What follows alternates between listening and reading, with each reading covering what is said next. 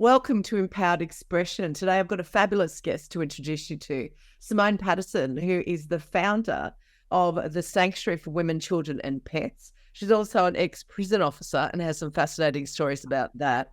An ex-judo champion and is into us live from the Gold Coast. A lot of people know Simone. The reason why her story today is really important is because she's going to court in just a few weeks and she's fearing for her life right now, and we need to hear her story. Welcome, Simone. Lovely to have you here. Who have you got with us, your birdies? Today we've got Roger the macaw, and Roger's a bit naughty today. Thank you, Susie. And this is little Ralph the budgie. So they're obviously best buds, are they? They get on well. They're little mascots for the refuge, and they're just adorable. And sometimes they get on well, sometimes they don't, like most siblings. Yeah, true. The macaw's big. He's a bit big. He's like the size of the whole budgie, like his beak. So they're not really your fur babies, they're your feather babies, aren't they? They're my fur babies, but we've got Lola, the Great Dane here, who just adores Ralph and Budgie. So they're best friends, a Great Dane and a Budgie. But she gets boxed down by the Budgie, so that quite is funny. Cool. And most people in Queensland, or a lot of people in Queensland, especially on the Gold Coast, have met you and know who you are through your work with charity and your work for women, with women and children who are escaping domestic violence. Would you like to give us a bit of a lead up as to what actually inspired you to set up the refuges that are secret and dotted around, places that nobody knows, and the work that you've done? And continue to do. Thank you. 7 years ago, I started the Sanctuary for Women, Children and Pets, but I didn't want to just open a refuge. I wanted to open a refuge that was for boys over 12, because in Australia, they don't take boys over 12 in refuges, and it had to have pets because I love my fur and feather and finned creatures. So for me, it's a no-brainer. Having a son, there's no way if I was running for my life from domestic violence, I'd say, well, I can get my girls out, but I can't get my son out. So for me, I just went, that's it. It's got to have pets and boys over 12, and they deserve to be safe just as much as the girls do. And I think when a boy's over 12, they're in their really formative years too for what they're watching, what mum's doing, and if mum's running for her life to keep them safe, to take the boy, it's absolutely paramount as well. Oh, absolutely. I discovered that when I was going through some problems at home, and I looked up places to go, and my boy was 14, and it was like, oh, you can't bring him with you. I'm like, what do you mean? I'm going to leave him behind. What am I supposed to do? Live in my car with my kid who was well on the way to being 6'5"? It's like, I was really dismayed about that. I thought that was incredibly unfair. And places that don't take pets, I mean, pets are part of the family. If you're fleeing domestic violence and you've got your favourite dog, you know that something's going to happen to that dog or that cat or the bird. Never mind having to, be told that you can't bring your boys with you. So I salute you, and I know so many people do, with what you've set up there, and how many you've saved hundreds of families. Yeah, we're on to hundreds. So I set it up 7 years ago as a result of, there was 3 murders here on the Gold Coast by women who were killed by the men that they loved. And there was 3 in 1 week. And I started ringing around council and government and saying, what can you do? What can you do to help? I'm a social worker. I've dedicated my life to saving people's lives, but what can I do to help them? So that's what got the fire in my belly. And then I went to a rally in the December. These women were killed in the September. So for 3 months, I'd asked far and wide. No one would help. No one would give me a house. So I ended up just getting a loan and doing it myself. And I'm in debt 1.2 million, which is still a lot of money. I paid $2,200 a week back in repayment. So there's a lot of money needed in the charity before we even start helping the women, which it's tough when there's no government funding and there's no one backing me financially. It's me looking out for the women, children and pets. And I love what I do every day. We're saving lives, and that's what we're there for. Oh, it's amazing. And you used to, I remember as I interviewed you a few years ago when I was working as a beauty queen and supporting a charity that we both support as well. And I learned about you and your work and met you then. And because we actually lived in the same suburb, I really loved that I could donate clothes. Being a wardrobe stylist, I had brand new clothes. I'd bring the brand new clothes, and you had this really cool thing. First of all, it was your garage that would get full of stuff, or your carport. Then you had the trailer thing outside. You could unlock the trailer, you could put stuff in there. And the beauty about you is that you're not charging anybody for things, And I knew that you could use men's clothes as well. Whereas sometimes, well, actually all the time, if you in Australia, if you take, well, everywhere, I think, if you take clothes and things to an op shop, then they're going to put a price tag on it, which is sometimes too much. And homeless people and people fleeing from DV don't necessarily have access to lots of funds to be able to actually afford clothes for themselves or their kids or books or whatever. So I've always loved what you were doing. And I remember that time when those 3 murders occurred, and it's good now that the press is actually reporting a lot more domestic violence, and we're really speaking about it. And it's so important that we keep this conversation going. You worked as back in 1989. You were a woman that worked in a male-dominated industry as a prison officer. What was that like? And you worked at I remember, well, tell us actually, what was that like? Did you work in a women's prison or a men's prison or what?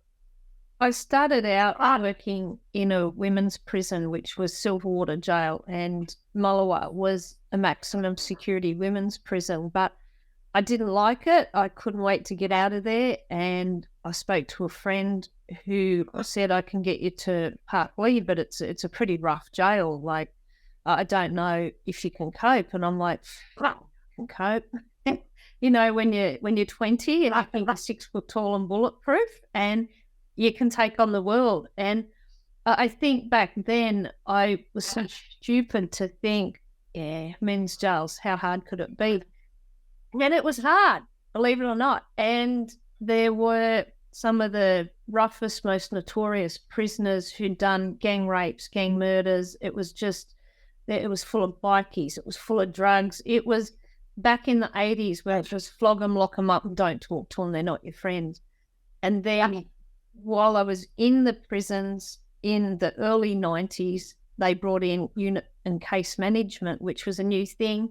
And it was sit down and play a game of chess with them and talk to them about what's going on for them. And when you were started before the 90s, and I was like, no way, we're not going to talk to these prisoners. We are not their friends. And it was like, we give them the basics and that was it. And there was riots, and the prisoners rioted over a politician changed the laws to do with jewelry, of all things, and they rioted over losing rights to have access to jewelry.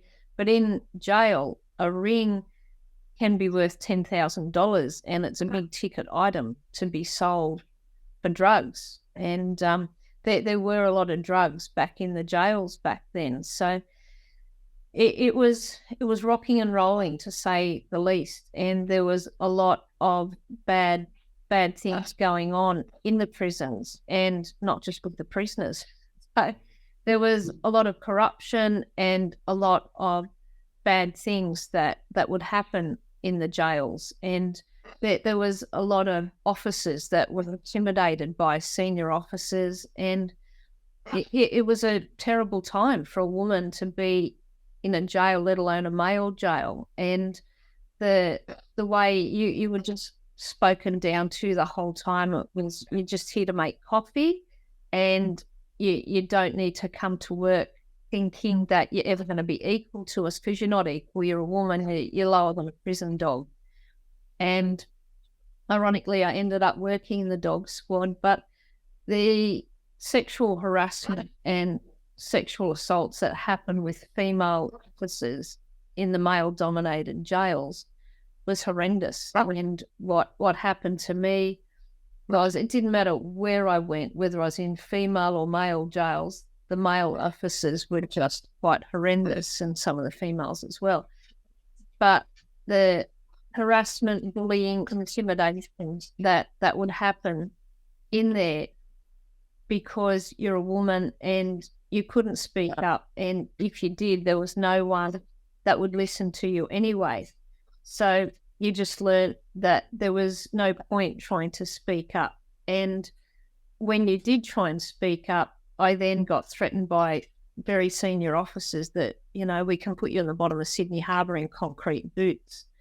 And it was like, wow. And then you try and turn to police and they're like, yeah, but you screws are our friends too. So, I'm not going to dog it and lock up a potential mate that's a prison officer, and especially if they're in the hierarchy in the prisons, like they're still our mate, so we can't charge one of them. And you're a skirt, you're in the job, so you accept that bullying. You went in there knowing that you were going to get bullied, and it's like, I went in there to keep law and order, not be part of it. And this is horrendous. So that's what it was like for a female officer, that everyone was able to harass you, and that was just the way it was. And if you don't like it, get out of the job.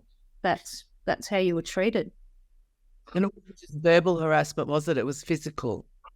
It was physical. It was verbal. It was just horrendous. It didn't matter what. Roger is just throwing his tail around here.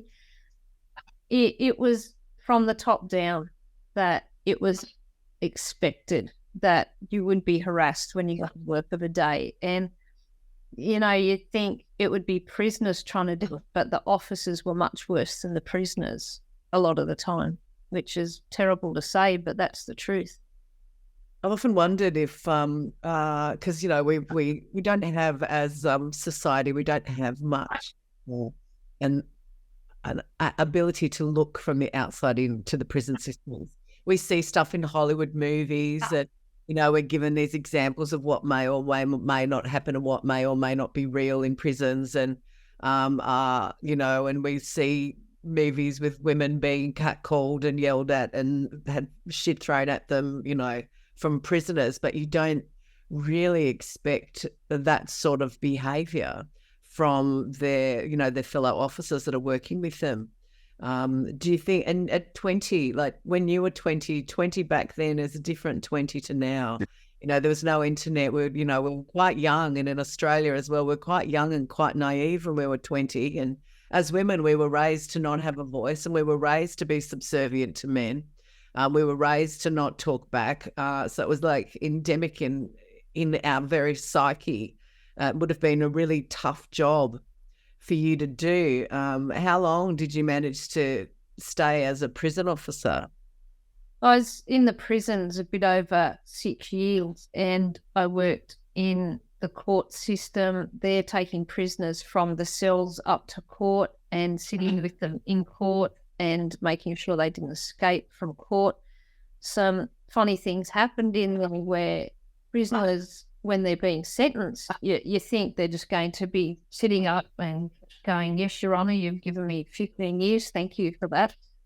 And one time, a prisoner didn't like the sentence he got, so I said to the judge, he got up and he threw a brown eye, and he said to the judge, you can blow it out your arse, Your Honour.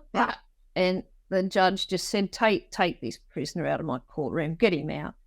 And it was just so horrendous that you go, wow, they can be that revolting even to the judge. Like, they have no respect for the court system, they have no respect for authority, and it doesn't matter whether you're a cop, a prison officer or a judge, you are going to put whatever they want to say or dish up to you. So then you try to pain people like that, and pedophiles, you're taking a pedophile from court when they've been charged too, and it's pretty revolting, because some of them will laugh and go, did you see that? I made her cry. I've still got the power. I can make her cry. And it's like, you monster, that kid was just so young when you sexually assaulted her, and now you're not even remorseful for what you've done, and you're laughing that you've still got power to make someone cry. So it's stuff like that, that it doesn't matter who you are, what age you are, you know, it's things like that that you go, wow, how can you be that evil to the core that you have no remorse and you're just a recidivist, that you've sexually assaulted so many children and you've got away with it for so long. And then when you get charged, it's, you know, wow, for me, I'm innocent. And they're all innocent in jail. They'll all tell you how innocent they are. But some are anything. And there are innocent people in jail, but not many. Wow.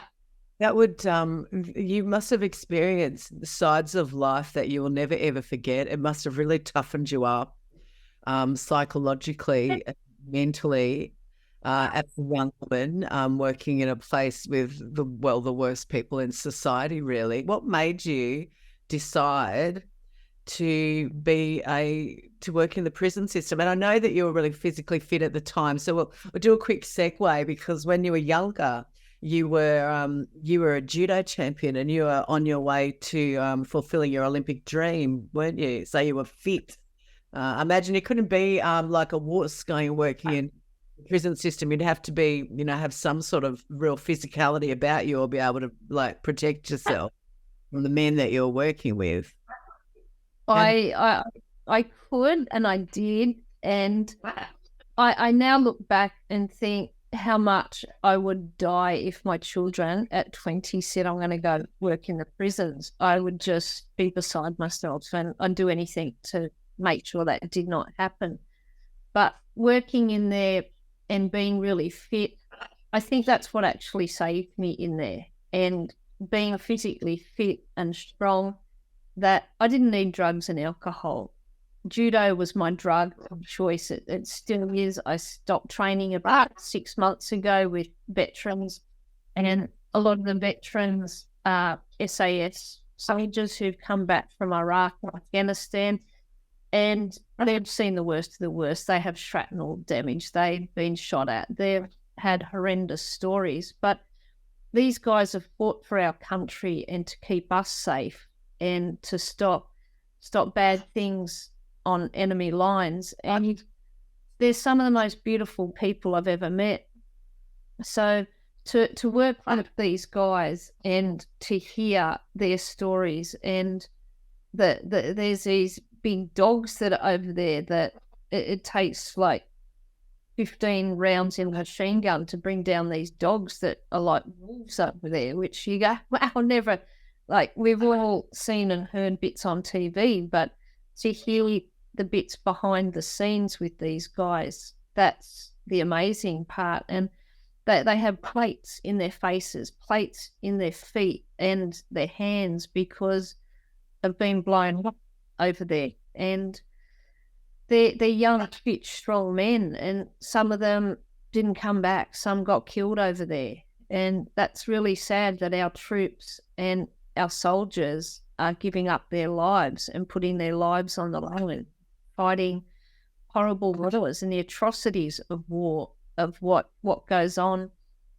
There's PTSD, and there's PTSD for pretty much most police and prison officers who've gone through the horrendous stuff with riots and things you see behind the walls in a prison. For me, there was a lot of issues with safety all the time in a jail. You're constantly assessing safety and security and keeping the prison calm, because if the prison's not calm, if it's rocking and rolling, it's a dangerous place to be. And the day before the riot, I remember once a prisoner came up to me and he said, "Miss, I like you. You got to get off the square tomorrow. You can't be on the square tomorrow because." And I said, what's happening? And we knew you could feel it in a jail when it's about to riot.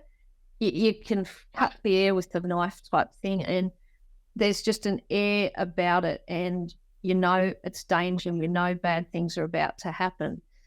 And I said to him, what do you mean? And I was young, so it was easy to act dumb and, be like, what's going to happen? And he said, well, I know all the prisoners are starting to take their property to reception. And when prisoners are taking their property to reception, they don't want their stuff burnt in the riot. So they will take what's valuable to them, their magazines and books and whatever they've got in their cell.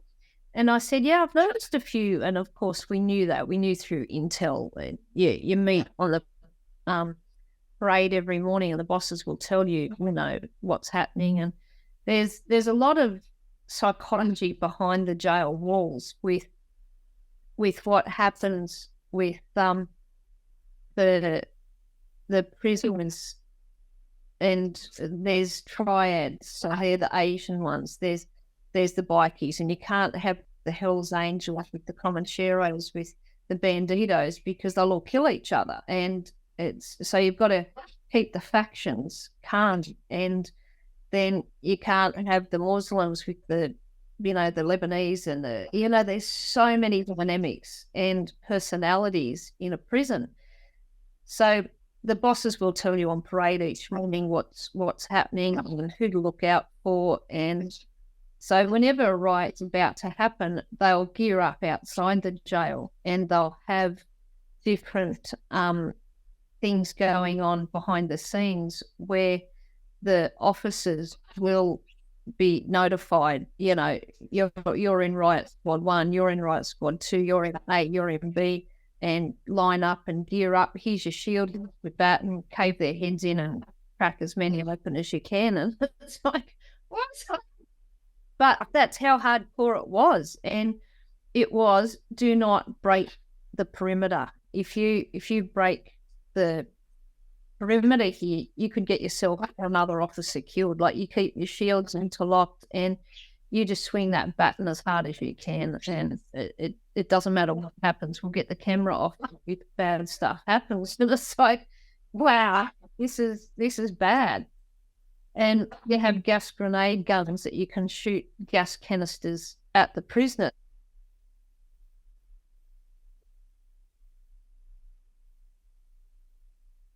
We've just lost Simone there, so I'm just going to push pause and see what happens if she can come back.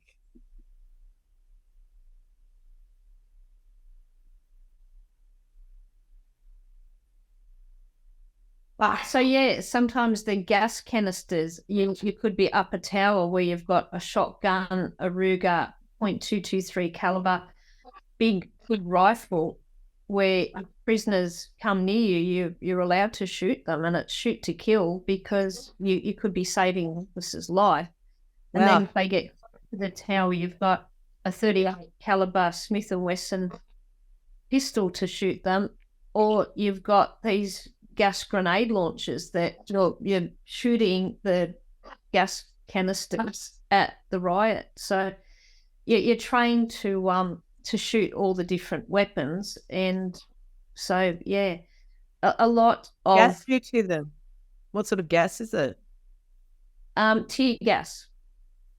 Okay. To just get them to be almost on the ground when you can't, once you've been gassed, you can't keep running. You just, once you get a big inhaled gas, you go down for the count. It's hard to breathe, and the nasal passages, your eyes run, you can't get enough oxygen in, and so it will make them stop really quick. So you would have gas masks, that sort of stuff that you'd be able to wear.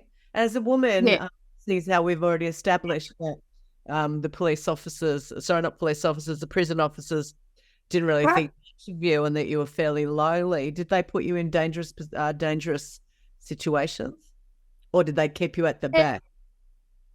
They would try, but because I was fit, I was strong, I sometimes I'd be better than some of the male officers who were a bit older physically and would have been able to physically look after myself. But it's still the fear. Like, it's terrifying going into a riot.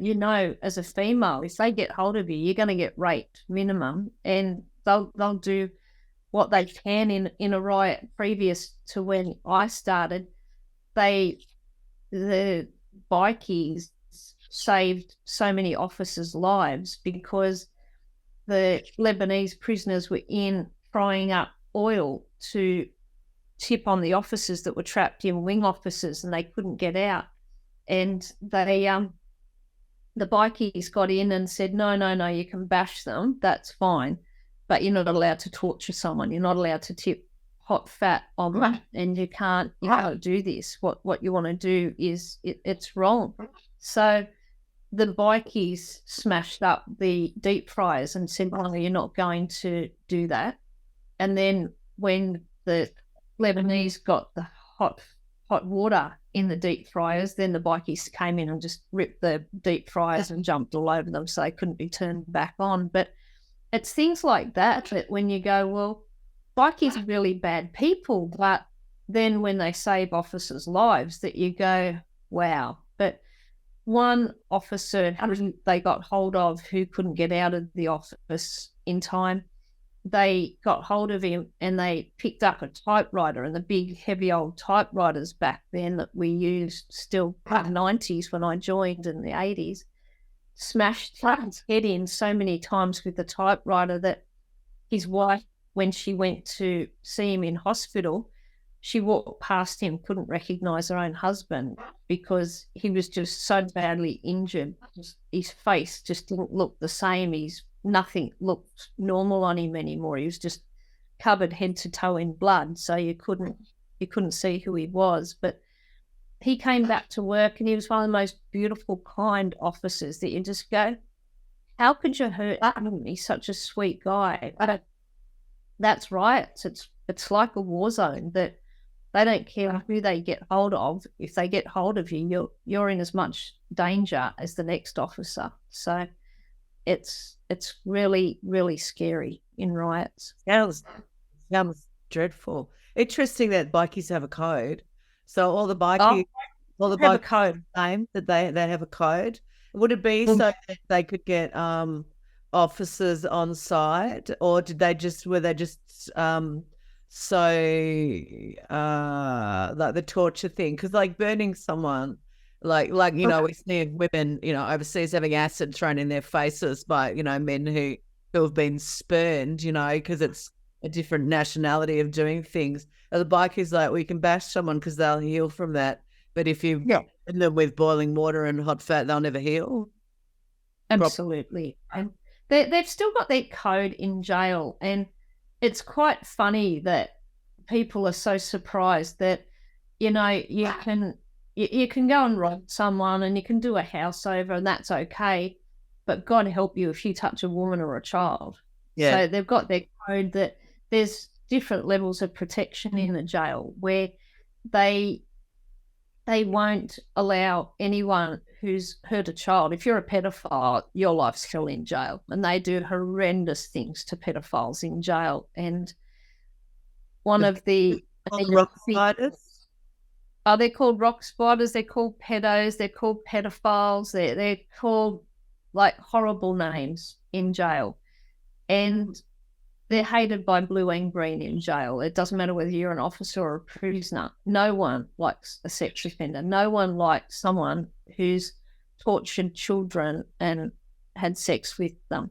So pedophiles in jail, their life's hell, and their food gets tampered with. They get beaten. Officers used to turn a blind eye to a pedophile getting beaten and go, well, he's not human, so it doesn't matter. He's only a pedophile. And human rights, forget it. If they're a pedophile, well, back in the old days, in the 80s and 90s, if they're a pedophile, their life was horrendous. They'd have their phone calls taken, and that's just how they were treated. And if you beat your wife, you weren't much better than a pedophile. Even back then, it was like, no. You can beat another bloke on the street and that's okay. It's just assault. But you assault a woman or a child, nah. It's like the bikie code in jail. It's like, no. You can't do that. And so, also, old person. Sort of code. Sorry to interrupt. Sorry? Yeah, all the factions of the Vikings, like the Comancheros and the Oh, Hells, yeah, they all have that same code. absolutely. Yeah, right. Yeah, yeah. And even granny bashes, you're not allowed to hit old people. You can't do anything to old people. And that code, it's all facets of the code. It's you can't, women, children, and elderly, you don't touch them. And I wonder if there is still that sort of code in prisons now, because there's a lot of men that go to jail now for bashing their wives, and they, as being in domestic violence, having so many women fleeing that the men that actually harm them, the men that are supposed to love them that harm them, don't necessarily seem to get stopped harming them. We see so many women that actually get killed, and then we see the gutless men who, set fire to themselves and kill themselves. So what, they don't go in the prison system. But, I wonder, if are you still in touch with other women that work in the police? Do you still in the prison systems? When you did walk away from all that, do you still have contacts there? Like, do you have an ear to the ground? Do you know what it's like there now? Yeah, I've still got a few friends, and I think in life, if you have more than 5 good friends, you can count your good friends on your hand. You're a very rich person, and I've still got some good friends that still work in the jail, and they've been in there for over 30 years, and I just go, wow, how could you do that job for over 30 years and still be sane? And yeah, we still have regular contact, and there's good people in there. They're not all bad people in the prisons. And is there, do prisoners, so when there is a riot, and I imagine that there's possibly prisoners that don't particularly want to riot, but are caught up in the whole mass warlike situation, the whole thing, and the testosterone and all that sort of stuff of them surviving as well. I imagine they would be fearful of other prisoners at the same time as being fearful of the officers as well. Is there any if, I know this is probably a really weird question, but if, I know it was part of the job back then, but if prison officers are bashing the crap out of prisoners, are they not liable? Do they not get charged for assault? And do they now? Or is it kind of like in between these 4 walls, it's a whole different world, and all the rules of normal society is not happening? No, yeah, absolutely. You can use excessive force and be charged for it, even back then. But back then they take the cameras off. These days they can't get the cameras off. So the cameras these days are fixed. They've taken a lot of towers down because they've put cameras in. And you go, well, what's a camera going to do if someone's escaping? Whereas we're trained to shoot, and if a prisoner's in the sterile zone where you're not allowed to be, you're allowed to shoot them. So, but a camera is not going to stop someone escaping. So there was big strikes when I was an officer about that exact thing. But no, I think all police and prison officers can be charged at any time for excessive force. I do believe back then it was a lot more acceptable to use excessive force. These days, you just would not be able to get away with it. Yeah. And I mean, the cameras are there for the protection of you guys and the protection of the prisoners as well, aren't they? Absolutely. And you're trained to know if something's happening, get underneath the camera so that if you need it in court later, it can be used in court. Yeah. Well, all police officers have cameras that they wear now, don't they? They do. So it's not a he said, she said, or he said kind of situation. It's like, here's the date, here's the video. Yeah. Camera doesn't. No, that's exactly right. Wow, that must have been getting up and going to work every day. You would have had to have really psyched yourself into a mental place of going into a place where you would always have a measure of fear, always be looking over your shoulder at the people that you worked with as well as the prisoners. Was it, and I know that, psychologists and psychiatrists wasn't really a big field back then like it is now. Was there much counselling available, or was it just suck it up, sweetheart, and get on with it? There was no counselling, next to none. There was counselling in a sense of, okay, you've just seen someone. One time, I remember there was an explosion at Parkleigh Prison, and an officer directed prisoners to be there and weld on a door on a flammable liquid storeroom, but they didn't air it for long enough, and it exploded when they started welding. And when I got to, I didn't know who I was getting to, whether it was an officer or a prisoner, because the clothes were burnt off. There was no eyebrows, there was no hair. I couldn't tell who it was. And I said to him, "Who are you?" And he kept saying his name. It's Taz. And I'm going, I couldn't register. And I thought, oh, it must be a prisoner. And he said, "Get my keys off me and get my boots off me. They're burning into my skin." And I just went, "Keys?" And I've looked down, and there's these keys, and they were hot. So even when I went to touch them, it burnt my hand. And later on, we were trying to take his boots off, but it started peeling all his skin off his feet because he was so badly burnt. And the prisoners were badly burnt too. And even when I went to use his keys to try and open the gate, there was all his skin that was melted onto the keys. So it's horrendous stuff like that you see, and you try and sort it later with psychologists, and it's really hard to talk about that stuff. And when you are talking to the psychs, you get like 5-10 minutes, and like, okay, so yeah, you've seen that, it was really bad. Yeah, okay, so you're over it now. And it's like, I couldn't really sleep much. Oh, yeah, that's to be expected. Okay. So what are you going to do when you get home today? It's like, I just don't think I'll bother. So, but for me, my saving grace was sport, that I was just such a fitness freak. And on my bad days, I knew go for a run before you go to training, and just pound that pavement, and go for a swim before you go training. And I used to ride my bike to and from work. So I'd be riding 30 kilometres before I got to work. So not much ever fazed me, in the sense that I didn't need the drugs and alcohol. The officers, it was the big camaraderie. Yeah, we'll meet down at Blacktown RSL after shift, and we'll get on it, have a few drinks. And there were some officers that would do drugs, and I was very opposed to drugs. And even in the early 90s, they started doing drug testing in sport, that you couldn't even have diuretics or laxets in your system when you were training, that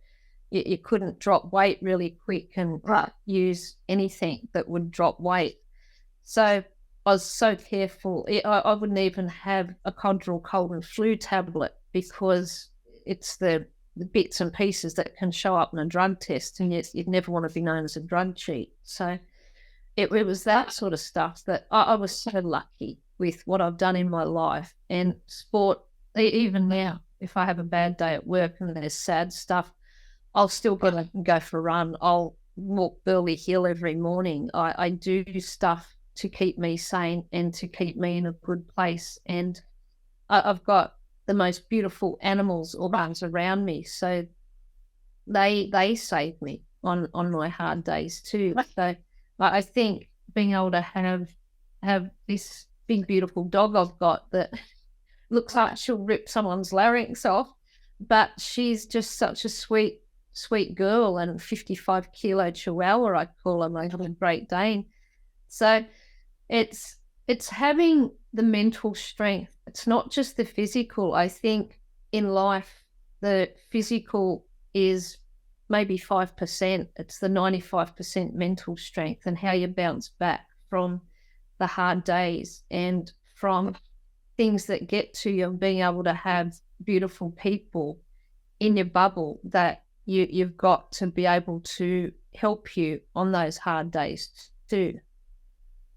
And that's such great advice for everybody, because to have that sort of resilience and to be able to bounce back using your physicality and, like you said, going for a walk in nature and just breathing and just being, or going and swimming and, taking it out, doing physical things with your body. Even though, like you said, it is 5% and most of it is mental resilience. It's a great way for people to really cope with themselves when they're not coping with themselves. There's different therapies that we can do that help us be us. I used to, when I was younger, I taught myself scream therapy. I was a swimmer, and I came from a background of being in a family where both parents like to use the wooden spoon and hit a lot, So I learned that no one can hear you scream under the water. And I was a swimming champion at school, and I used to scream. So I'd get all this, and I've taught people this, not so much under the water as I'd go into the countryside and do it in the car. And from the bottom of your guts, think about what's bugging you and scream it out. And I used to do that in the pool. So physically, I'd be completely stuffed. And then emotionally, I'd get all of my crap out of me as a teenager. So I could go back home to the narcissistic mother being, okay, I'm empty now. Here we go. And it's really important being physically fit as we age as well. And I know that you training with SAS people, you come across the most amazing people that, look at that, you're being groomed, that pop into your life. Other people go to a gym. Simone trains with SAS. How do you come across those sort of people? They just drop in life somehow. I was in Africa a few years ago on holidays, and I was in the middle of a safari, and it was so funny. One night I'm sitting there checking emails, and I had to go to the toilet, and I just know that there was something big in the bushes, and to this day I don't know what it was. I don't know whether it was something that was going to kill me, but that night I was sitting there checking emails, and my judo coach in Brisbane said there's this amazing gym that's opening up, and I think you'd be interested with their veterans. And I'm like, what veterans? And he said, it's Army, Air Force, Navy, police, prisons, fireys. He said it's right up the alley. And I went, all right. Oh, you'll send me the details. So from Africa, I'm sitting there messaging them. Hey, I've heard what you're doing. I'm interested. I'm back in a few weeks, and I'd like to come and train with you guys. And Scott Steer, he was the main one that I contacted, but it's just a wonderful bunch of people, and there's exercise physiologists there, and it's just beautiful what Luke has created there. And it's at Mollendina. They're just great people to train with, and we're all so injured that, we can't slam each other unless we've got a crash mat all days. So, but we're all very understanding of everyone's physical injuries, that you can't go hard sometimes because people are about to get a knee reconstructed, or, they've got to get a new plate in their knee from getting blown up. It just, I don't know, I do meet the most amazing people, and probably one of my best friends is Deborah Locke. She started the Royal Commission into Police Corruption, and we found out, once we'd been friends for years, she was going to see this old boyfriend. We were on the Queen Elizabeth, and she said, I'm going to go see this old boyfriend, and he lives in Tasmania. The irony, we'd both been out with the same guy years apart, didn't know each other, and so we went and sat and had lunch with John Murray. It was quite funny that, like, just the circles. And she was a detective at Parramatta when I was at Parramatta Jail, and she seems to think that she remembers me doing drug busts at the jail, and she'd come and lock the prisoners up. So just how people cross over and what happens in life is pretty amazing. That the parallels in life and the 7 degrees of separation. And with us, there wasn't much separation. So funny things happen in life, and the people who come into my life are amazing. And I'm surrounded by beautiful people. And, I've got beautiful mentors like Sonia Driver from Ecotan. I would not be standing without that woman, what she's done to keep me sane on the bad days, and being able to ring her and ring Deb and say, I just had a really bad day and just like to chat. And that too is one of the best things in life, is to have great role models and great, strong people in your bubble. And I will only allow amazing in my bubble, because I just don't have time for it. I need people who are strong, and you become like the 5 that you hang on the most. And I truly believe that the 5 people in my bubble are some of the strongest, most fiercest females that people would be scared of and intimidated by. And it's what I think, people who are compassionate and kind and caring, but they've got to be strong. And I just don't have space in my life for people who can't be strong. And I'm not talking physically strong, but mentally tough. And that's what you need. Like, Sonia started a skincare company because she had a skin cancer cut off her face. I knew you just so beautiful. And she discovered Ecotan and made a face oil that would help her skin heal from scarring. And she was sleeping on a mattress on the floor and had no money, and now she's worth millions. That you just go, good on you. You started it from the ground up and you discovered it. And I started to go, hey, how did you come up with it? And she says, Simone, it was God. God led me to it. And, God keeps you strong and God protects you, Simone. And Roger's got a few things to say. So that's what I love in my world, that I do meet amazing people. And not just because of the refuge, like Deborah Locke, I met her and she was working in a refuge in Sydney, Elsie's Women's Refuge, and it was the first refuge that ever started in Australia. And the way the refuge started at Elsie's was a group of really strong feminists said, we need a refuge. So they started the refuge because they said, well, there's nowhere for women to go. So the day they broke into this Department of Housing place in Glebe, and they took possession of it, and they sat in there for a day, and they said, well, yeah, now we've got the house, we've stolen the house, but how do we get women to come? So they got onto the media, and they got onto people and said, we've got this refuge. And Neville Wran got involved. And what happened when the women started to come, so did the police. And so then they put a call out on the media again and said, okay, the cops are down here locking us up at Glebe. Come down, get locked up, let's stand up for women's rights. And so that's how that started. And then Neville Wran got involved and said, stop locking them up, drop all charges, do not lock those women up, give them the house. And then, so the women went, well, let's go next door and steal the next house. So they stole the next house. And that's how a refuge started in Glebe in Sydney in the 70s, in the late 70s. So, kudos to them that the feminist movement started refuges in Australia. And it's strong people who do stuff like that and go against the grain and go, oh, I see a problem, I've identified it, let's make it better.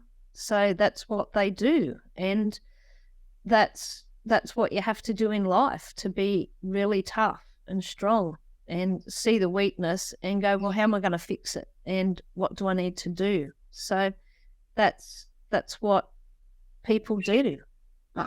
You're so right. You have to have, that's amazing. What amazing women you have in your life. And we can't do this life alone. We have to have a strong network, a small network, and a strong tribe around us to support us and to keep us going. And like you said, we do become the sum total of those that we surround ourselves with. I'm a big believer in culling. I will cull people from my life, like literally, especially if I give people 3 strikes to mess with me. If they mess with me, it's like, no, you can't be in my life because you're not vibrating at the same level that I am. And you're trying to take me down and you're not supporting me, and that's no good. Now, these women, at the beginning of this podcast, I introduced you as a woman, part of who you are, as that someone who is fearing for her life at the moment. And you've now introduced these really strong women that you have who are supporting you. Can you take us on the journey of why you're fearful of your life right now and what that involves? I screamed from the rooftops 32 years ago when I was sexually assaulted. Of all places, I was working at Berlin Courthouse in Sydney as a prison officer, escorting prisoners from the cells to court and back again. And I was sexually harassed by a senior officer and sexually assaulted.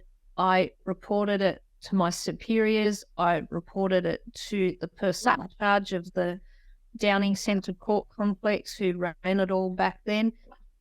And he said, "You're a fucking skirt. You know, you are in the job. What do you expect? You know, you're good looking with big tits. Of course you're going to get sexually assaulted." But, and I just went home and cried and cried and cried and went, is this really a lot in life that because you've got big boobs, you expect to be sexually assaulted at work? And so the next day I went back to work and thought, well, I'll go next door to the Berlin police station. They'll protect me. The cops will do the right thing by me. They pretty much said even worse than what he'd said. And I just went, I'm stuffed. I've got no support here. So I kept pushing it, and it wasn't just Raj. He's outraged that this story. Aren't you, Raj? That's his bedtime, isn't it, darling? And the police wouldn't protect me, the prisons wouldn't protect me, and he was doing it to male officers as well. He didn't just do it. But then he wouldn't stop, and he kept going. And the more I'd complain, the more he'd just say things like, you know, it doesn't matter what you do, I can keep getting you. And it doesn't matter what jail they transfer you to or prison. I'll just come and I'll work there and I'll be your boss. So I can do whatever I want to you. And you're basically my fucking plate, and you'll just accept what I want to do to you. And I was just like going, how can this actually be happening? This is in a court, in the courthouse in Burwood. How old were you? I was 22, and I'd been through an AIDS scare with a HIV positive prisoner at Parramatta Jail, and it was part of my rehab to go back to work in a nice soft environment. They put me in the legal branch in head office at Road and Cutler House in the city, and I went to counselling, and I had to try and learn what it would be like to live with AIDS if I ended up with AIDS. And being 22, I then couldn't compete with judo, so my whole world just stopped, because as I've told you, when my drug of choice is sport, and when that's taken away from you, it's like, well, what do I do now? I can't train, I can't go to work in the jail. No one from the prison supported me, and I was like, wow. And even the boss, the governor of Parramatta Jail, said, so what, you got a bit of blood on a cut, you know, is that really going to have AIDS out of it? And it was a pedophile who had been assaulted by other prisoners. He wouldn't sign on to protection, and so the other prisoners beat him with iron bars and almost killed him and split his spleen open, and he was in a mess. And when he was walking down the steps to go on the ambulance stretcher, he collapsed. So naturally, you just you grab them, and the AMBO officers grabbed him also, and we just picked him up and put him on a stretcher. And that's when I got blood on my hands. But by doing that, I waited 3 months to find out if I was going to test HIV positive. And that was the most scary time in my life. I believed I was going to die. I'd started getting symptoms of HIV, and you develop rashes, but it's stress. It's your body. You read what the symptoms are and you start developing it. And it's like, am I going nuts? But then you think, but I'm not going nuts because my body's exhibiting these reactions. And now, knowing what I know with the chemistry in the brain and the bits of psychology, you think worst case scenario. And even though I was really positive, I listened to all the positive motivational speakers back then, I still thought I was going to die. And it was a horrible, hard time that every day was stress, every day was hell because I couldn't train. So then they put me in the courts and thought, we'll do this nice, soft, touchy-feely rehab. She'll get back to working in the prisons and she'll be all right. So I then ended up in the courts, and then I started having seizures, grand mal seizures. I'd never had them before in my life. And just luckily, I was seeing a chiropractor at the time who said, you don't really have seizures. This is just a total stress reaction to what you're going through. And it's not that you have epilepsy. Lucky I had that man in my life. And because of all the injuries, I'd always be at the chiro, I'd always be at the physio, and I'd always have horrendous injuries from judo. And so back then, I started believing what he was saying, and he said, look, wean yourself off. I had my own Tegretol. It's a really strong drug for epilepsy. And he said, don't tell the brain doctors that you're going to do this. Just do it. And listen to what I'm saying, and you won't have epilepsy anymore. You won't have seizures anymore. I'm thinking, oh, this is such a gamble. This is so left field. This is not the medical model, which I never really agreed with medical models. And I know this is controversial, what I'm saying, and no one go off your epilepsy medication because I'm telling you this, but it's what happened. And so he was saying I used to go for chiropractic once a week, and I'd have massage, and I started to not be as stressed. And that was the key. It was the stress that was the problem. So when I would think I was going to have a seizure or I'd get the funny lights, it would be when I was really stressed. So I just, in the end, went, okay, I've got to put up the stop sign. I've got to start and believe I'm not epileptic. And whether it was power of the mind, I can't explain it. The medical model can't explain why. And they tested me again, and months later or a year later, and they said, you don't have the symptoms anymore in the brain. We can't. And I said, all right, can you explain it? And they said, why would you go off that medication? Why did you stop medication? And I said, I want to represent Australia in the Olympics. I can't be on that medication and compete. And they said, you could die trying to do this. And I said, I realised that. So there was lots of things in hindsight I probably shouldn't have done, but when the desire is so great, you don't care so much. So I did stop having seizures, and then they put me in the courts to work as the beautiful, soft, touchy rehab thing, where I got sexually assaulted. And when I screamed from the rooftops and went and spoke to the highest person you could speak to, he told me I'd end up at the bottom of Sydney Harbour in concrete boots if I didn't pull my head in and stop overreacting. It was just a bit of slap and tickle. And, you've got to expect that. You're a skirt in a jail, and you're a skirt in in a court complex. That's your lot in life. So it was things like that where you just go, no, I've got to dig deeper. And I went to the courts willingly because I always wanted to study law. And while I was there, I enrolled at Sydney University to study law. And that was going to be my new goal, to have a law degree. But after what happened in the courts, it just made me do a 180 and go, I never want to study law. I never want to be part of the corrupt nonsense what went on in that court. And it's one of my biggest regrets, because I think, what could I have done with a law degree? And I could have helped so many more people. And, you know, it was very sad for me back then. And my friend who I was going to study law with ended up, he finished his law degree, and he now works in the police legal team.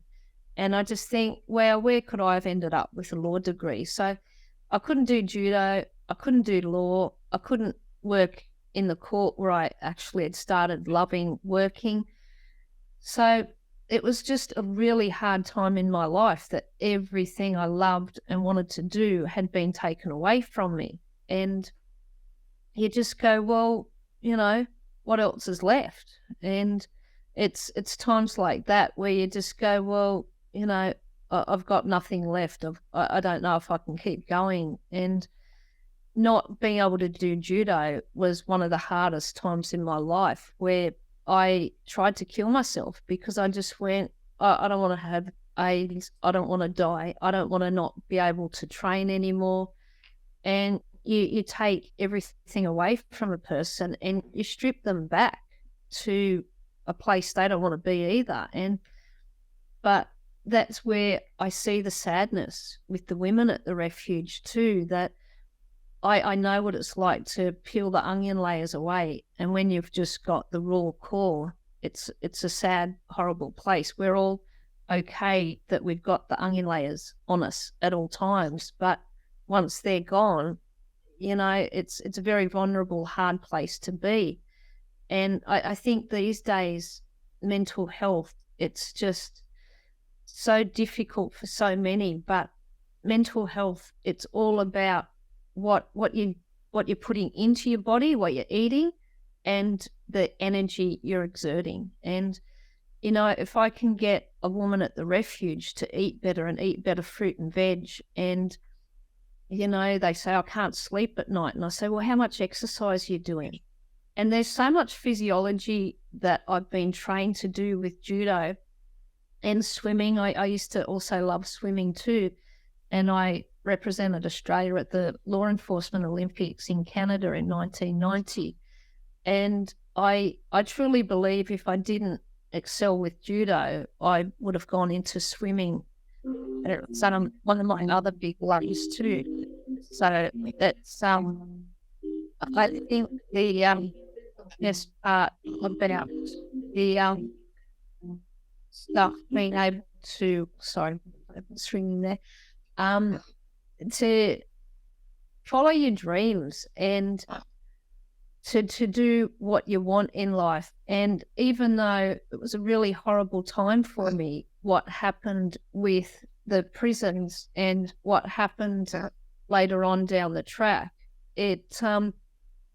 things work out how they're meant to be, and you end up being a better person because you do dig deeper. And whatever I was meant to be doing is what I'm doing now. And I believe every job I did and everything, even when I left the prisons, I set up a private investigation business, and all of that, I believe, is what helps me every day in that refuge. And to be able to not give advice, but just tell them part of my journey. Well, you know, my mental health stuff, I need to eat well. And if I'm not juicing, and even back then I'd get up and have a little orange juicer that I'd juice my oranges every day. And I used to eat this ploughman's bread, and I'd put mung beans and really healthy salad on my sandwich every day. And I'd eat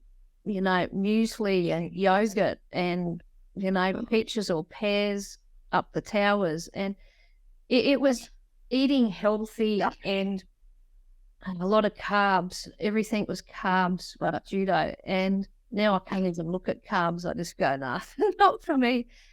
So, but with mental health and young people especially, because there's so much suicide with young people, that if they just had more people to talk to, and I think it's great these days that men especially are reaching out and having men's groups and people come together and they support each other, and that's what people needs to do.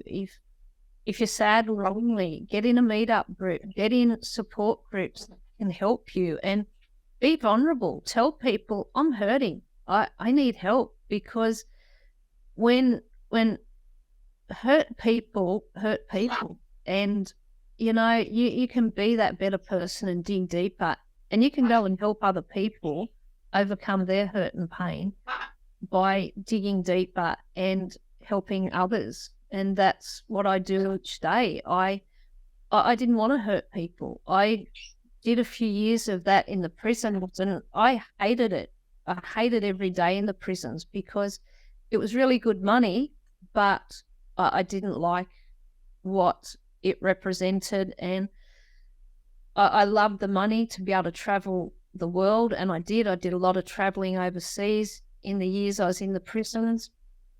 But having this monster who sexually assaulted me and others, and last year when I told one of the other survivors of sexual assault that I was going to have him charged, and I didn't care if he went to jail. And that's a hard thing to say about a prison officer, that I don't care if you go to jail, because you know what happens to prison officers in jail, that they don't have a good time and they're hated by everyone.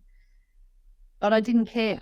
And when I told my friend, I put him in such a state, and he went to kill himself. He went to hang himself in a tree in a park opposite where I live. And just the way he spoke, and when he walked off, I thought,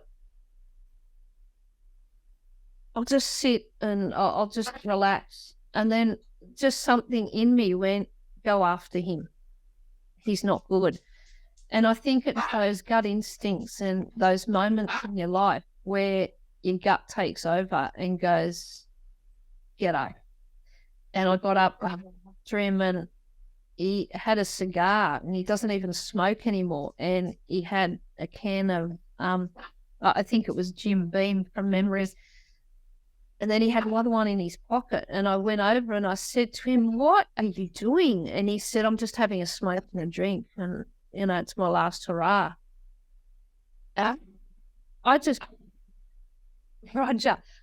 burst into tears, and I said, you're going to kill yourself, aren't you? And he said, I can't do it anymore. He said, I'm so sorry I couldn't rescue you, and I couldn't keep you safe. And I just started to laugh, and I said, I used to fight 72 kilos, under 72 kilos. I said, that guy would have been 120, 130 kilos.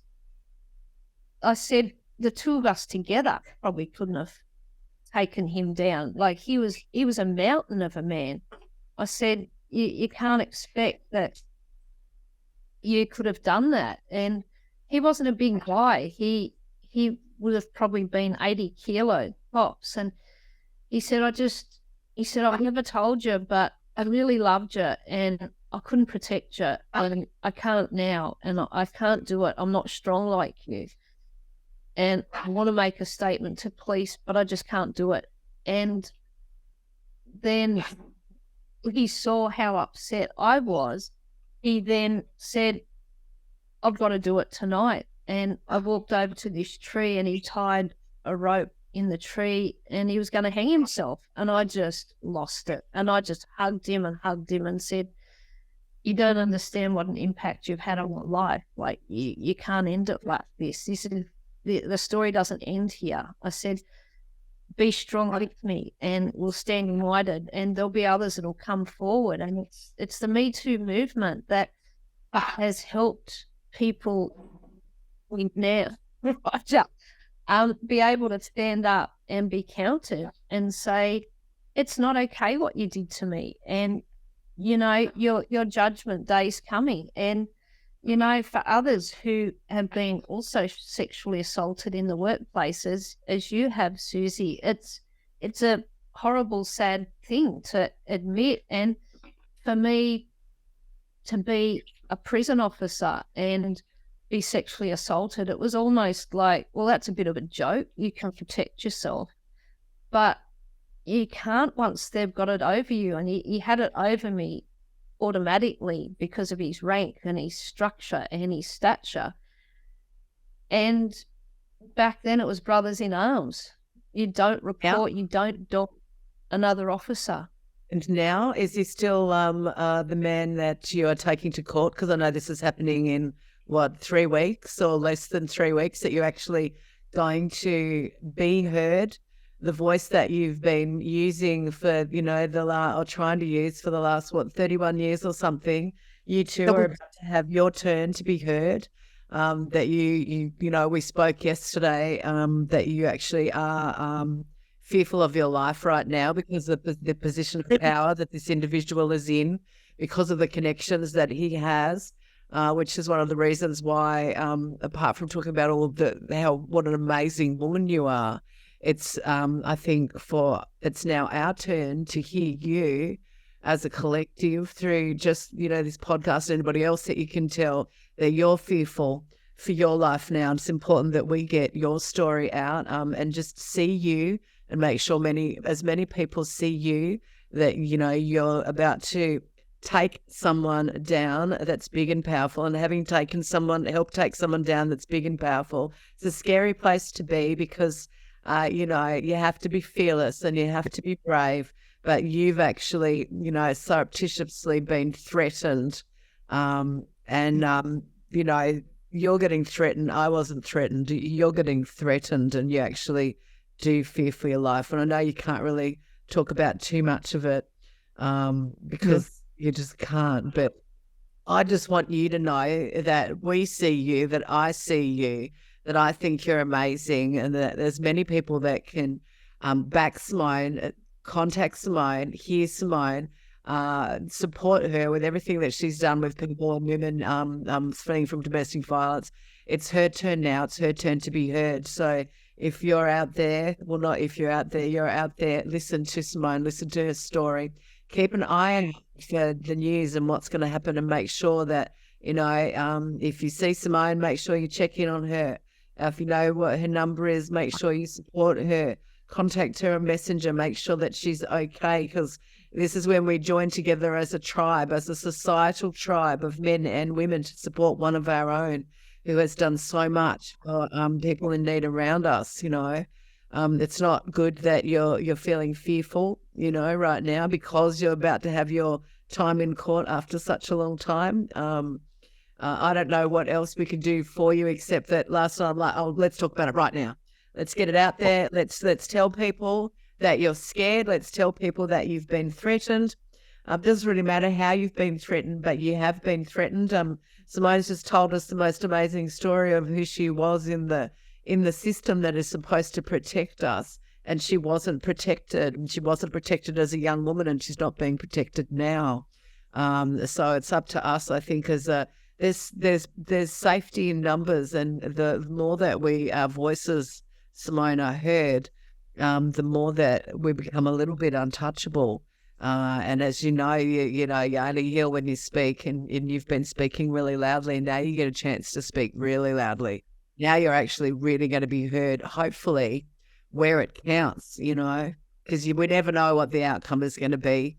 And you've worked in a system that's certainly had years of corruption, which would be so disheartening when you're trying to, and I know you haven't had the support as that you really needed by police and by different government organisations for the sanctuary that you put together. And life has been a series of you being resilient and rising up over and through huge challenges, But like you said, you know, we are all put on this journey, and we're all on our own individual journeys, and we sent these trials and tribulations and tests to see who we are and become the person that we're supposed to be. And now you know that you weren't really supposed to be a lawyer.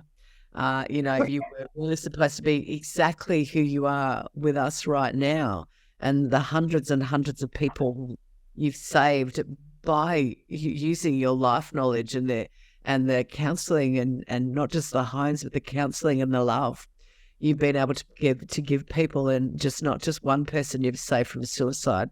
You would have saved so many that you didn't even know of, you know. So what is there anything that we as a collective on the Gold Coast and in society can do for you right now? Right. I am grateful for beautiful people like you for caring. Thanks, Susie. And I've got the people I need in my bubble right now to keep me strong. And I think there's beautiful people out there who are also hurting, and if they're hurting, contact us. And if they need support, I'm here to support them too, because I think my friend's okay, and he's standing up in the court case. I don't want to name him because of what's about to happen, but I had a threat last week, and they've let me know that they can get to me. And I just went, wow. And I've also let police know, and police just sort of went, oh yeah, well, it might have been nothing. It's like, yeah, it wasn't nothing. That was a big, yeah, we can get to you if we want you. So I think to just every day I'm ramping up my training a whole lot more, and whether or not I'll go back to training with the veterans just so that I'm mentally tough. And it's a plea hearing in 3 weeks' time, but the police are already aware that he's pleading not guilty, and that's his journey, his choice. But for what he did to my friend that almost killed him last year, 32 years later, he's had a road of hell that he couldn't even tell psychologists and psychiatrists. His years of terror. And I think he'll come out of it a stronger person too. And, it was only because we got a client who came to the refuge, and she was fleeing from Al-Qaeda. And when we found out the story, I've got a beautiful friend, Kathleen Simpson, who has supported me with the refuge. She's a solicitor for 7 years, and I gave her this client. I didn't know the full story, and the client was terrified and wouldn't tell me the full story for quite a few months till she was at the refuge. And when she told me what was happening for her, she was in Western Sydney, and I pretty much got the gist that she was in so much danger. The perpetrator kept leaving cards on her car saying, run, run, you can't catch me on the gingerbread man. Run as fast as you can. You can't catch me on the gingerbread man. And it terrified her, and it was bone chilling. And she said it didn't matter where I went, he could find me. And I said, how could he find you if you've ditched your phone, if you've ditched this? And she said, it just doesn't matter where I go. I just talked to this one cop, and the perpetrator keeps finding me. And she said, I hate to say it, but I don't know if you believe me. You'll probably think I'm crazy, but I think the cop's corrupt. And I just started laughing. And I just went, you think the cop's corrupt? I said, let me tell you, the cop's corrupt, and you need to get out of Sydney. I said, I can't help you till you're before me. I said, once you get to Queensland, I can help you. But she had exotic birds with her, like this crazy little boy here who's just so wants my attention. And he's going, why are you with me and you haven't given me attention for so long? And I said to her, get up here. She got up here. She did everything I told her to do. I said, ditch your phones. Leave your phones in Sydney. Go buy a burner phone. Get the car to the beautiful guys at Dunlop Tire and Auto at Burleigh Heads. And they checked the car over that it didn't have a tracker in it. And so she came to the refuge and they knew the story. But we didn't know it was Al-Qaeda, and we didn't know that the guy had killed someone. And it was just the most horrific story. And as it unfolded over the months, my daughter was studying law, and I said to her, can you take this girl to Coffs Harbour Police? The Sydney cops were corrupt and they tipped off the partner, but I don't think the corruption would get to Coffs Harbour. But if it does, you might be unsafe. And anyway, my daughter comes back absolutely traumatized, so traumatized, saying, you don't understand, Mum, you're in so much danger. And I'm like, yeah. All domestic violence is dangerous. You know, that's fine. You know, I deal with this each day. And about 3 days later, she had an absolute breakdown going, it's Al-Qaeda, you're going to die, Mum. And I'm like, okay, you've got my attention. Why didn't you say that? And she's like, I've been trying to tell you, you're going to die. And I'm like, wow. So I rang beautiful Kathleen, and a few days later, Kathleen rang me saying, do you think we're at risk? And I went, I'd keep 2 copies of all your files, Kathleen. I said, I'd keep one somewhere else from your workplace. And she said, do you think they're going to burn my office down? I went, they might. And then I had to implicate beautiful Sonia Driver and use Eco10 to get all the files copied. And I couldn't tell Sonia till after, oh, by the way, we were copying the files so I could get her files to Sydney when she was about to go into witness protection. And like the case just kept getting bigger and bigger. And then I'm like, great, now I've put my daughter in danger who's studying law. And it's those moments that you go, I've really failed as a mum. Like there's fail as a mum, and then there's Simone level fail as a mum. And I just thought, how do I do this? But the amazing copper at Coffs Harbour was beautiful. And I've got another beautiful friend, Annie, who's a cop on the Central Coast. And I rang her. She's like my sounding board when I go, it's really bad and there's really corrupt cops. And she just went, yep, I'm hearing you. Yep, Coffs Harbour's a really good place, mate. Like chances are it's probably not got that far. So this cop helped this woman. She got her into witness protection. She kept her safe, and she is still safe. I'm praying and hoping. But what happened out of this is after we got her safe, I thought maybe I should go to Coffs Harbour. So I rang the same copper and said, you helped my client, and, you know, and I'm sure she hated this phone call that I said, you know, there was corrupt cops that also didn't do the right thing by me and corrupt prison officers, and it went as high as it could go and they wanted to kill me. And she said, come down, I'll take your statement. And when I got there, I found, ironically, it was like finding it in the Titanic. My statement had dropped wet out in my sauna and in these tubs, and the whole statement I had to peel off and put it on greaseproof paper. It had been sitting in water for I don't know how long, months, years. And when I got it to Coffs Harbour Police Station, the copper's going, why did you tell me this statement? Like, well done that you've kept this statement for, 30 years, but it's destroyed. You can barely read it. And I said, I know, but it's still legible. So she photocopied it, and we had to, where I'd peeled the bits of paper off, we had to like jigsaw puzzle the statement back together. And, but she did the right thing. And so what my message is here for you is, if one doctor doesn't give you the thing you need, and if one police officer doesn't do the right thing, and there's corruption, and if there's corruption in a government department you're working for, keep going, go higher, go deeper, until you get someone that will believe you and will trust you to help you. And that's what I did. I made a statement 5 years after I left the job, and ironically, would you believe it? Like magic, that statement went missing. The police have no recollection.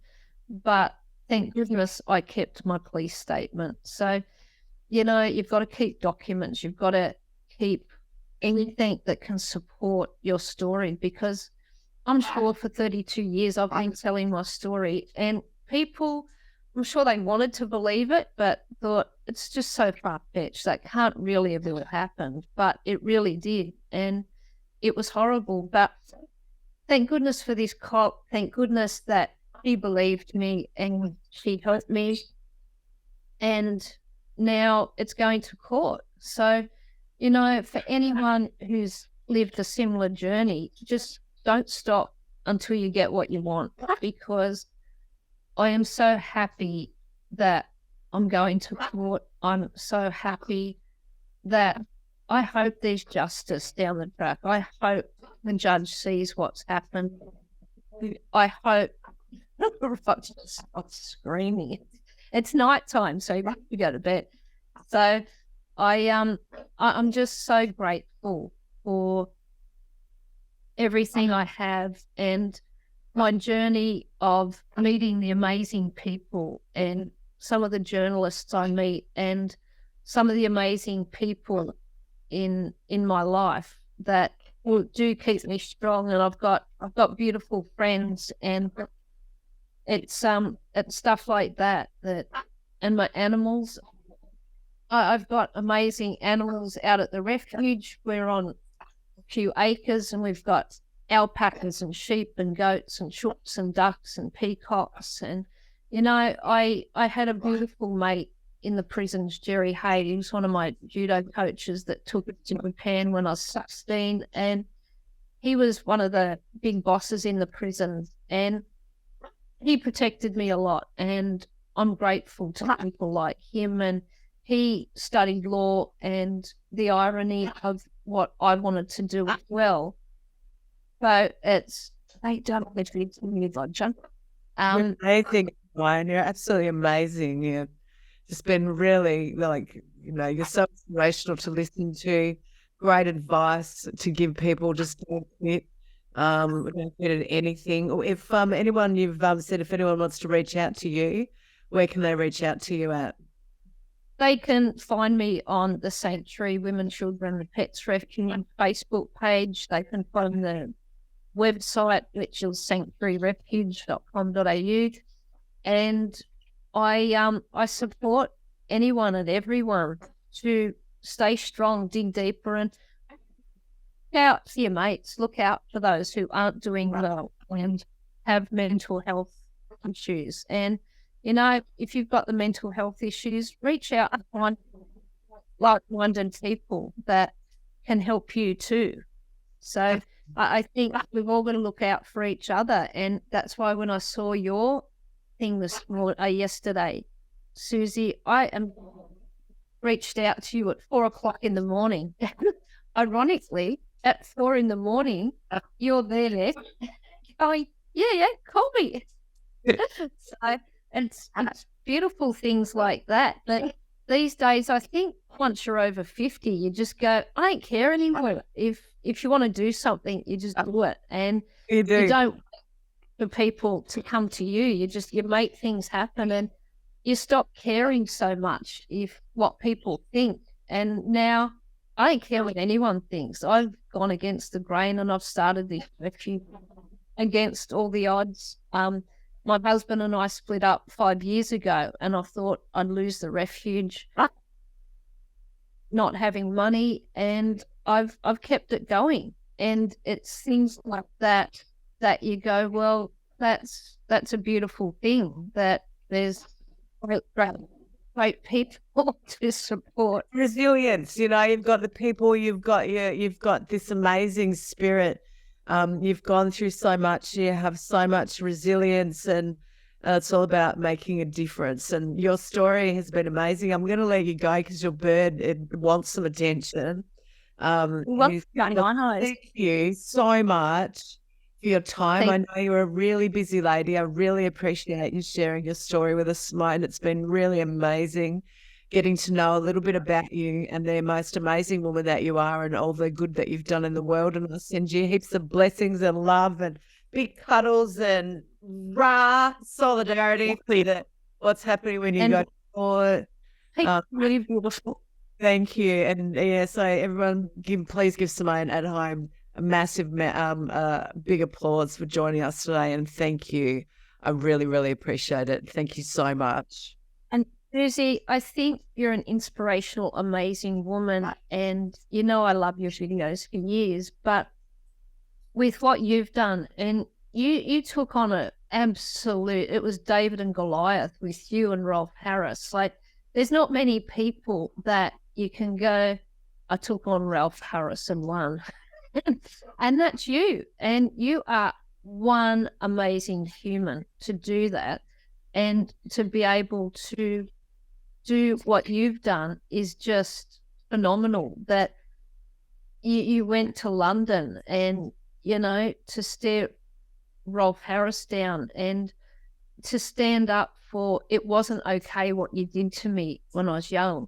That's just so tough and so ballsy of you to do such a thing. And you are so in my bubble, Suzi, forever, that, you know, to do something like that and to be able to live with yourself and go, yeah, I did that. And it's just such an amazing thing. My Great Dane is now playing with my macaw over here. This place is like a circus. Thank you so much. And there was me, there was another 9 of us, brave, strong women that stood up to have our voices heard, and took on, like you said, it was a David and Goliath situation, you know, and we never do these things alone. Sometimes there's only a few of us, though, that have I didn't feel that I was being fearless or brave at the time, but apparently I was. And like you, it's just who we are as women. We're Westie chicks. We come from the western suburbs of Sydney, where they breed them up and they breed them strong. So thank you, Simone, for coming. Have a beautiful evening, and it's been awesome talking to you. Thank you, Sue. Stay strong, you're a human. You too. Thank you.